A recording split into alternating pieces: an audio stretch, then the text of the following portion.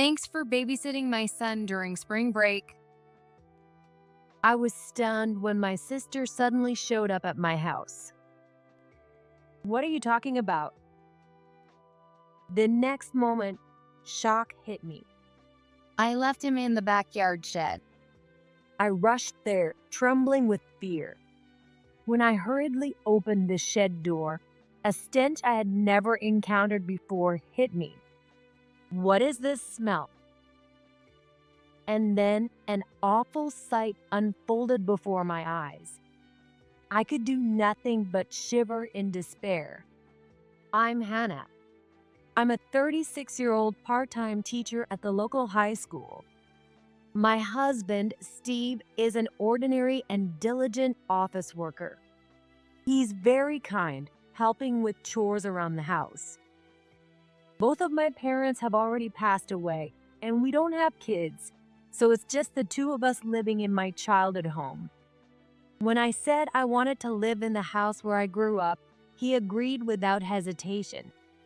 Surrounded by fields, it was very quiet, and our life itself was peaceful. It's a place that means a lot to me. But lately, our peaceful life has become very noisy. I have a younger sister, Amy, who's a year younger than me, and she's been a real problem. You're here again? Come on, what's the big deal? Aren't you happy to see Dave? He's your adorable nephew, right? My sister is a stay-at-home mom and lives nearby with her husband, Mike, and their 8-year-old son, Dave. And ever since Mike was transferred and had to live away from home 6 months ago, Amy has been dropping by our place constantly. She claims that she feels more comfortable at my place, but that's a complete lie. She just dumps her son on me and heads out to have fun. My nephew Dave is a serious, smart, and dependable 8-year-old like his dad, Mike. He even has his own cell phone, which he uses so skillfully. It's hard to believe he's just 8. That's impressive. Did your mom buy that for you? Dad got it for me secretly without telling Mom. When Dave unzipped his small bag to put away his phone, I noticed he had packed apples and bananas. I thought Amy had given them to him, but he explained that he brought them himself so he wouldn't be a bother. While I'm impressed by how smart he is, seeing how apologetic he looks whenever Amy drops him off makes me feel uneasy. And yet, Amy, Take care of him today, too. she says this without a care and then heads off, leaving Dave behind. Hey, you need to stop this. You're his mom. It's not fair to Dave. The visits became so frequent that I had to give Amy a stern warning, but her behavior only got worse. Whenever there was school holiday, she'd just assume I was off work and leave Dave with me without asking. Even though I told her I had coaching duties and couldn't handle it, she wouldn't listen at all.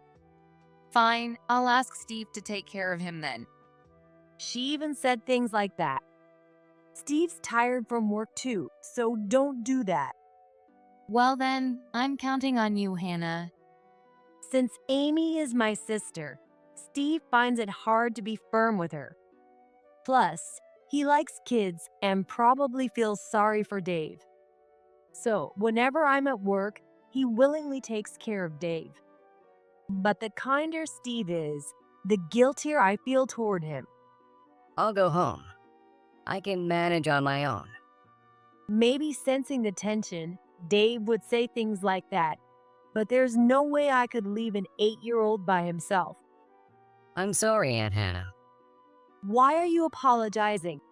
I'm happy to have you here, Dave. Mom doesn't like me. That's not true. Even though I tried to reassure him, Dave's expression remained gloomy. Seeing his face made my heart ache, and I couldn't help but feel angry at Amy for making her child feel this way. But Amy had no regard for how I or Dave felt. It became routine for her to leave Dave with us and not come back until late at night. I was getting more and more frustrated, but I felt trapped by Amy's behavior, knowing that scolding her wouldn't do any good. Days went by in a haze. Then, the day before the school spring break started, I got a call from Amy. Hannah, school's out tomorrow, right? Can you take care of Dave for about a week? Here we go again. I sighed. But what kind of situation would make a mom leave her kid for a whole week? No way. I've told you before, even when the students are off, teachers still have to work. And for a whole week? Are you going into the hospital or something? I asked, genuinely worried. No way. I'm totally fine. It's just that I have something I absolutely can't miss. Amy's voice on the phone sounded cheerful, almost like she couldn't hide her excitement. But when I asked what this something was, she just laughed it off. I immediately guessed it was something frivolous. Sorry, like I said, I can't do it. I'm going on a trip with the school team for a week starting tomorrow. I thought she'd finally give up hearing that. If that's the case, I'll ask Steve to look after him. Don't be ridiculous. He has work too, and he's going on a 2-week business trip starting tomorrow. So, we can't take care of Dave. What's that supposed to mean? Are your trip and his business more important than Dave? I could say the exact same thing to you. What's impossible is impossible. Give up this time. Frustrated with Amy's selfish logic, I ended the conversation in a stern tone and abruptly hung up. She's got to understand now, right? But I underestimated Amy. I didn't realize just how naive I was being until later. A week later, I returned home after the school trip. It had been a fun and enriching experience for the students, but for the teachers, it was a week filled with responsibilities and mental exhaustion. And even though it was early spring, the weather had been unusually hot, leaving me drained both physically and mentally. Well, that was rough.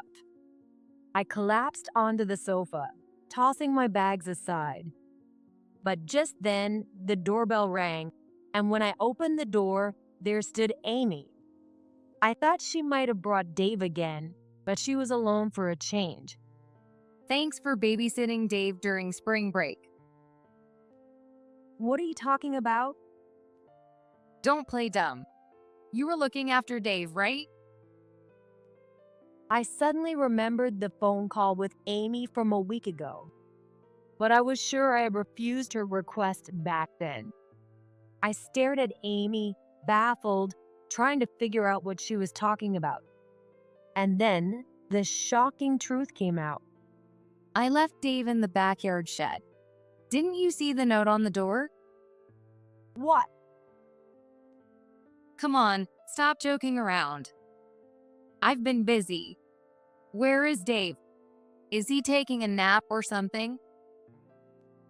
She glanced around toward the back room and noticed my suitcase still lying around. What's this? What's going on? Don't tell me you actually went on that trip? Yeah, I went. It was for work. What? You've got to be kidding me. I told you to look after Dave, and you went on a trip. That's just unbelievable. Dave is more important than work, right? Listening to Amy's furious rant, I was deeply shaken. I rushed outside and headed to the backyard. There, an old shed stood, built before I was even born. As a kid, I used to play treasure hunts inside with my friends. But now it was just full of old junk. Since my parents passed away, I rarely went in there. And just as Amy said, there was a note stuck to the shed door that read, Dave's in here. Take care of him.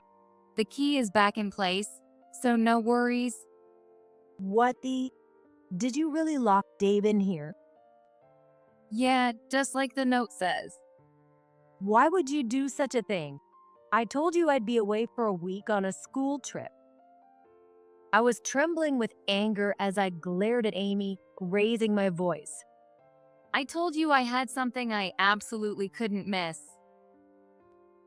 Apparently, when Amy came to drop off Dave, she assumed I'd be back right away, even though I had already left for the trip. She said that because she forgot her house key, she put Dave in the shed and locked him in so he couldn't get out. Since there wasn't anything valuable to steal, the shed key was always left inside a bag hanging on the outer wall. I picked it up, trembling, and quickly opened the door. No. The moment I did, a terrible stench came from inside. The smell was so bad it made me hesitate for a moment before entering the shed. Holding my breath, I peeked inside cautiously, but nothing seemed out of place at first glance. Dave? I called out softly, but there was no reply. Covering my nose with my sleeve, I forced myself to step inside. No way. And then I found the source of the stench and screamed in shock. It seemed Amy sensed something was wrong with my reaction. Hey, if something happens to Dave, it's all your fault, you know. I'm not to blame at all. With that, Amy turned around and ran away. Hey, wait! Panicked by the shocking sight and Amy's irresponsibility for leaving me alone, I was on the verge of losing my composure. What should I do? Just then, my phone rang in my pocket, bringing unexpected news. 2 hours later, I called Amy. Thanks for what you did earlier. How could you just leave me after pulling such a stunt? Who's the bad one here? You're the one who left Dave behind to go to work. Anyway, She started spewing out her self-serving arguments like a machine gun, showing no signs of regret. Enough. I don't have time for this. Come over right now. We need to talk about Dave's funeral arrangements. Hearing my words, she gasped audibly over the phone. But that moment of surprise quickly faded. fine. But just so you know, I'll never forgive you. You better be ready to pay for this. With that, she hung up the phone. That's my line. I've held back long enough, but I won't anymore. Fueled by the intense anger welling up inside me, I prepared myself for a final showdown for Dave's sake. An hour later, Amy arrived. Where have you been hiding all this time? I wasn't hiding. How can you act so smug after everything you caused? It's your fault for going on that trip. It's not my fault at all.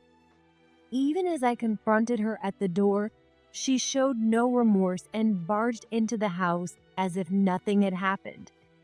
But the moment she opened the living room door, she suddenly turned around and bolted out the door. Hey, wait!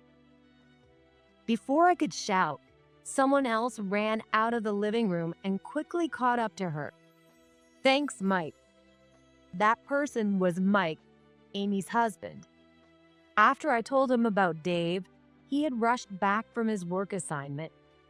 With a sulky look, Amy slumped and reluctantly returned to the living room, sitting down in front of us.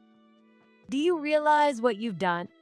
Your irresponsibility, Amy, caused something terrible. You hurt Dave. Huh?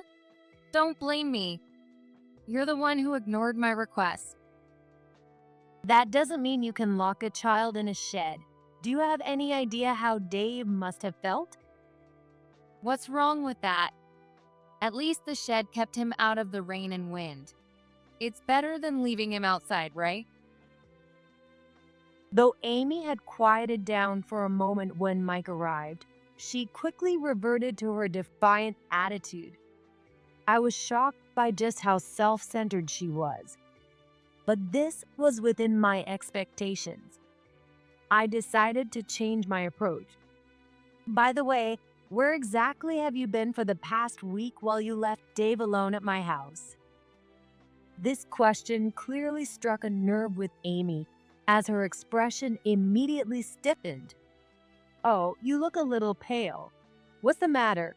I mean, you can't exactly admit you were on a romantic trip with some guy, right?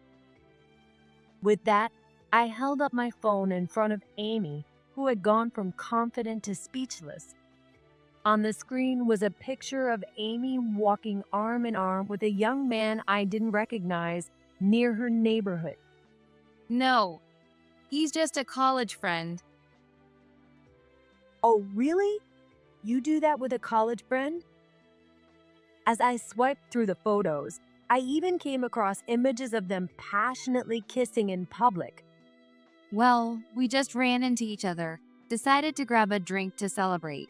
I got drunk and lost control. Nothing more than that happened. Oh, really? But I also have audio recordings. When I played the audio on my phone, the voices of a man and a woman came through. I can't wait for the trip. My son's on spring break, so I'm leaving him with my sister. The woman's voice was unmistakably Amy's. Well, there's no more denying it now. Must be nice, huh? Using Mike's absence to lock your son in a shed while you went on an affair trip. No way. That's not my voice. Stop lying. If that's true, then why did you run away the moment you saw Mike? You must have something to hide. Faced with the evidence and my relentless questioning, Amy started to tremble uncontrollably. Yet even then, she refused to admit the truth. This is all a setup. You made fake evidence just to cover up for leaving Dave in that shed. What? What are you even saying? I just got back from the school trip. I didn't have time to make any of this. Well then, it must have been Steve. He works in IT, right? He could whip up something like this in no time. Stop talking nonsense. I told you my husband's on a 2-week business trip. So what? He could have sent the data remotely. He didn't need to come back to make this. Exasperated by her stubbornness, I sighed deeply. Hey, Amy, do you know whose phone this is? Whose else? It's yours, right? No, actually, this is Dave's phone. That's ridiculous. There's no way it's Dave's. I never gave him a phone. Amy laughed mockingly, looking triumphant. But that look wouldn't last long. If you're so sure, why don't we ask him directly? What? I called down the hallway. You can come in now. And the living room door slowly opened. Standing there was none other than my nephew, Dave. Dave. Why? I thought you were dead. That's not the case. Amy was utterly shocked to see that Dave was alive. It was as if she had seen a ghost. You look confused. Let me explain it so you understand, Amy. Dave had been left in the shed by his mom with the promise that I would come to pick him up. Scared and alone, he tried everything he could to open the door, pushing and pulling, but it wouldn't budge. Naturally, since Amy had locked it. He then searched for another way out and found a small window high up. Using an old chair nearby as a step, he grabbed onto the window ledge and climbed up. Fortunately, the window wasn't rusted, so even with Dave's strength, it opened easily. After escaping through the window, he walked 15 miles to his aunt's house. His sudden arrival shocked her. When she learned what happened, she tried to call me immediately, but Dave stopped her. Apparently, he had overheard our phone conversation and knew I was on a school trip. He didn't want to interrupt my work, so he convinced his aunt to wait. And then, on the day I returned from the trip, the aunt called me and brought Dave here. So, why did you lie about his funeral? That's such a cruel trick. Well, if I hadn't, you wouldn't have shown up, right? And honestly, if Dave had stayed in that shed, I might have actually been planning a funeral right now. Wait a minute. Then what was that awful smell? You screamed so loud back then. Oh, that? I was just startled by finding a dead bird. The source of the terrible smell when I opened the shed door turned out to be a decaying bird. According to Mike, it had probably gotten in through the window Dave used to escape, injured itself, and died inside. The unusually warm spring temperatures had caused it to decompose quickly. No way. So, you're saying Dave took those photos and recordings? Realizing that Dave had been given a phone by his dad, Amy's face turned pale with shock. Dave, what are you trying to do to your mom by doing this? Dave seemed to be frightened by her words and quickly hid behind me. Seeing this, Amy got angry and threw the TV remote at Dave. "What do you think you're doing?" Shut up. It's his fault for betraying me like this. She then grabbed a teacup from the table and tried to throw it at Dave. Stop it. I grabbed her arm and took it away from her. What are you doing? Let go of me. "Amy, do you have any idea how Dave has been feeling? Abandoned by his own mom, locked in a shed, and even now, you're only thinking about yourself." Shut up. What would you know? You've never even had kids. "I don't want to hear that from someone like you, Amy. You're not fit to be a mother." As I harshly scolded Amy, she resisted. It was Mike who finally put a stop to our escalating argument. He pulled out a divorce paper from the bag he had with him and handed it to Amy. A divorce paper? This is ridiculous. But Mike's expression was dead serious. And rightfully so. Fooling around with another guy, neglecting your child.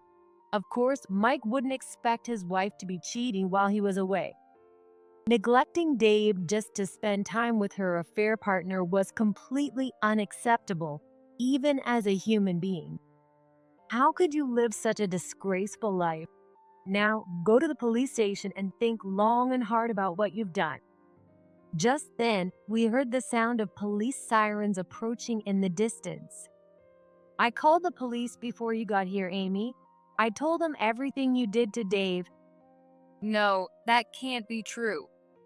"Think about what you've done and regret it." Suddenly, Amy's face turned downward, and she began to mutter something under her breath, seemingly in shock. But that moment didn't last long. I didn't do anything wrong.